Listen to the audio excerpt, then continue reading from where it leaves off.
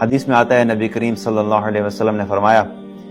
جو شخص انتقام لینے پر پوری طرح قادر تھا لیکن انتقام نہ لیا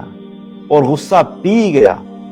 قیامت کے دن اللہ سبحانہ تعالیٰ اسے ساری مخلوق کے سامنے بلائیں گے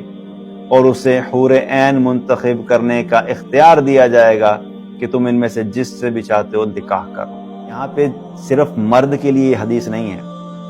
کیونکہ غصہ جو ہے صرف مرد کو نہیں آتا، عورت کو بھی آتا ہے، اور صرف پرابلمز مردوں کے نہیں ہوتے، عورتوں کے بھی آپس میں ہو سکتے ہیں۔ حدیث سنتے ہی سارے بھائیوں کے چہرے روشن ہو جاتے ہیں اور بہت ساری بہنیں اداس ہو جاتی ہیں کہ یہ تو مردوں کو حور عین مل گئی، مطلب ان کو دنیا میں بھی حور ملی اور آخرت میں بھی حور، اور ہم محروم ہی رہ گئے دنیا میں بھی اور آخرت میں بھی۔ تو پہلی بات تو یہ ہے کہ مردوں کے لیے خوشخبری پہلے، کہ بہت سے لوگوں کو یہ ٹینشن ہوتی ہے کہ حور عین کوئی ایک ہی ہے اور پتہ نہیں کسی اور کو مل گئی تو میرے نصیب میں نہیں آئے گی۔ اس حدیث سے کیا پتہ لگتا ہے؟ بہت ساری ہیں۔ تو سب سے پہلے آپ نے گھبرانا نہیں ہے، انشاءاللہ اپنے عمل پہ فوکس رکھیں، اللہ نے اگر اس عمل کی وجہ سے لکھی ہوئی تو آپ کو مل جائے گی۔ دوسری بات، coming to the sisters emotions, بہت ساری کہتے ہیں بھئی یہ تو مردوں کے لیے سب کچھ ہے، جہاں بات ہوتی ہے حوریں ہی حوریں ملی جا رہی ہیں، ہمیں پتہ نہیں کیا ہوگا۔ یاد رکھیں کہ اللہ سبحانہ تعالیٰ انصاف کرنے والا ہے۔ جب بھی بات ہوتی ہے تو مردوں کے لیے حور کا ذکر کیا، لیکن خاص طور پہ عورت کے لیے مرد حور کا یا اتنی ڈیٹیل نہیں ہمیں ملتی۔ تو کچھ اہل علم نے اس کی ایکسپلینیشن یہ دی کہ اللہ سبحانہ تعالیٰ نے عورت کی حیا کو سامنے رکھتے ہوئے اس کے لیے مردوں کی اس طریقے سے ڈسکرپشن بیان نہیں کی، اور اللہ سبحانہ تعالیٰ نے عورتوں کے لیے بہت خاص چونکہ چیز رکھی، تو اللہ سبحانہ تعالیٰ یوں سمجھ لیں کہ ایک سرپرائز کے طور پہ اللہ نے رکھی کہ اللہ تعالیٰ عورتوں کو بھی اس سے بہت بہتر عطا فرمائے گا۔ تو یہ اکثر اس ڈیبیٹ میں لوگ چلے جاتے ہیں اور ڈسکشن میں کرتے ہیں، تو ایک چیز یاد رکھیں، یہاں پہ معاملہ بندوں کے ساتھ نہیں ہے،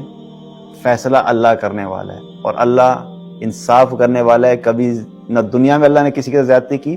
نہ آخرت میں زیادتی ہوگی۔ تو انشاءاللہ ہر ایک کے لیے اللہ نے اس کی خواہش کو پورا کرنے کے لیے اور اس کو خوش کرنے کے لیے جو ہے وہ آخرت میں سب کے سب لوگوں کے لیے ایسے انعامات رکھیں، اور وہ اللہ سبحانہ تعالیٰ اپنی شان کے مطابق مردوں کو عطا فرمائے گا، عورتوں کو عطا فرمائے گا۔ اور میں یہ سمجھتا ہوں کہ یہ سب چیزیں بھی اللہ سبحانہ تعالیٰ نے ہمارے دلوں کی تسلی کے لیے دی ہیں، کہ تاکہ کچھ موٹیویشن ہو، کچھ تو بتاؤں، ورنہ ان ساری چیزوں کو امیجن کرنا ہماری سوچ سے باہر ہے۔ جتنی مرضی ہم ایکسپلینیشنز لے ہیں، جو مرضی فلسفی جھاڑ لیں، جو مرضی سائیکالوجی لے ہیں، وہ سب ہم اپنے دل کو اطمینان دینے کے لیے، اس کی ایک پرفیکٹ پکچر بنانے کے لیے ہم کوشش کر رہے ہوتے ہیں۔ لیکن حقیقت یہ ہے کہ ایک حدیث سے ہمیں پتہ لگتا ہے کہ جس میں آپ صلی اللہ علیہ وسلم نے فرمایا کہ جنت کی کوئی بھی چیز دنیا کی کسی بھی چیز کے ساتھ کمپیریبل نہیں ہے سوائے ناموں کے۔ بس نام اللہ نے بتا دیے تاکہ تم ایک تھوڑا سا اندازہ ہو جائے، ورنہ دنیا کی کوئی بھی چیز جنت کی کسی چیز سے کمپیئر نہیں کی جا سکتی۔ وہ اس کے قریب بھی ہمارے پاس دنیا میں کوئی ایسی چیز نہیں ہے۔ اور مثلا دنیا کی سب سے خوبصورت ترین عورت ہو یا دنیا کا سب سے ہینڈسم ترین مرد ہو، تو جنت کے مرد اور جنت کی عورت کے قریب ترین نہیں پہنچ سکتا۔ تو اب یوں سمجھ لیجئے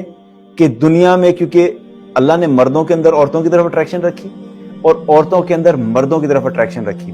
اور دنیا کے اندر کیا ہوتا ہے کہ ہر مرد کو اپنی پسند کی عورت نہیں ملتی،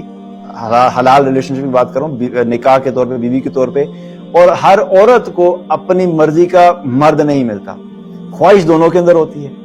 لیکن اگر ہم دنیا میں اس چیز کو رکھ لیں، ذہن میں رکھ لیں کہ ہم نے دنیا میں اللہ نے جیسا بھی دیا ہے اس پہ ہم شکر بھی کریں گے، صبر بھی کریں گے، اور اللہ کی رضا کی خاطر ہم اپنے آپ کو حلال تک جو ہے وہ ریسٹرکٹ رکھیں گے، کیونکہ اللہ نے مرنے کے بعد جنت میں ہماری ساری خواہشات کو پورا کرنے کا ایک سامان رکھا ہوا ہے۔ یہ نہ ہو کہ دنیا میں ہم اپنی خواہشات کو حرام طریقے سے پورے کرنے کے چکر میں دنیا بھی خراب کریں اور اپنی آخرت بھی خراب کریں۔ دنیا میں اگر وہ چیز مل بھی گئی تو چند لمحوں کے لیے خواہش ہوگی، اس کے بعد وہ لطف ختم ہو جائے گا، لیکن اس گناہ کی وجہ سے جو ہمیشہ کے لیے اللہ سبحانہ تعالیٰ نے ایک ایکسٹریملی ہینڈسم قسم کا مرد جنت میں رکھا تھا، اور انتہائی خوبصورت عورت جو جنت میں رکھی تھی مرد کے لیے، وہ سب بھی ہاتھ سے رہ جائے گا۔ اس حدیث میں کیا بتا رہا ہے کہ جس شخص کو جو ہے وہ انتقام لینے کا جو ہے وہ اس کے پاس طاقت تھی، یعنی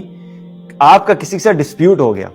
آپ ایک اتھارٹیٹیو پوزیشن کے اندر ہیں، اور آپ کسی ایسے شخص سے آپ کا کوئی مسئلہ ہو گیا، یا چلے ہم روڈ کی ایگزامپل لے لیتے ہیں، آپ بڑے پاورفل قسم کے انسان ہیں اور آپ گاڑی میں جا رہے تھے اور اچانک کیا ہوا کہ وہاں پہ سے کوئی ایک ریڑھی والا غریب سا گزرا اور وہ سامنے لے آیا، آپ کی گاڑی کو لگ گیا اور آپ کو بڑا غصہ آیا۔ اب آپ کو غصہ آیا اور آپ طاقت رکھتے ہو کہ بھئی آپ ہر طرح کے کنیکشنز آپ کے پاس ہیں، آپ نکل کے اس غریب کو آپ تھپڑ بھی مار سکتے ہیں، گالیاں بھی دے سکتے ہیں، برا بھلا کہہ سکتے ہیں، آپ پوری قدرت رکھتے ہیں، غلطی بھی اس کی تھی، لیکن آپ کے ذہن میں خیال آیا کہ نہیں